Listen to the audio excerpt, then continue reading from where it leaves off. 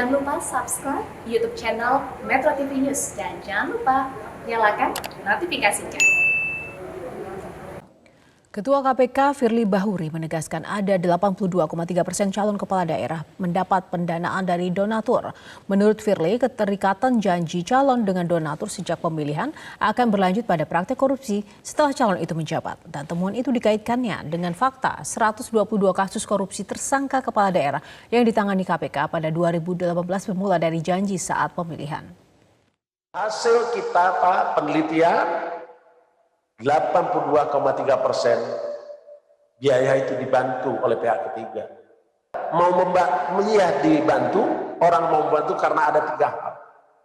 Satu adalah calon kepala daerah memiliki janji bahwa akan memenuhi permintaan dari pihak ketiga nanti. Kepala calon kepala daerah ini sudah menggadaikan kekuasaannya kepada pihak ketiga yang membiayai biaya pilkada. Kalau itu yang terjadi, sudah tentu akan terjadi korupsi dan tentu juga akan berhadapan dengan masalah. Pemirsa, 82% calon kepala daerah disponsori orang lain sebagai donatur atau praktek percukongan. Praktek ini bisa berdampak pada pembatalan calon kepala daerah jika donatur itu tidak jelas identitasnya. Menko Polhukam Mahfud MD menyoroti dana politik calon kepala daerah pemilihan serentak 9 Desember 2020. Mahfud MD mengutip data KPK yang menyatakan 82% calon kepala daerah disponsori orang lain. Ia menegaskan calon kepala daerah yang disponsori orang lain merupakan percukongan yang nantinya berlanjut pada praktik jual beli kebijakan. Karena biaya pilkada itu mahal. Ada percukongan 82% menurut data KPK. Pemilihan kepala daerah itu disponsori orang lain. Sponsor itu ya cukong kan? Karena artinya cukong itu orang yang membiayai kegiatan orang lain karena punya modal. Dan di situ kemudian terjadi jual beli kebijakan.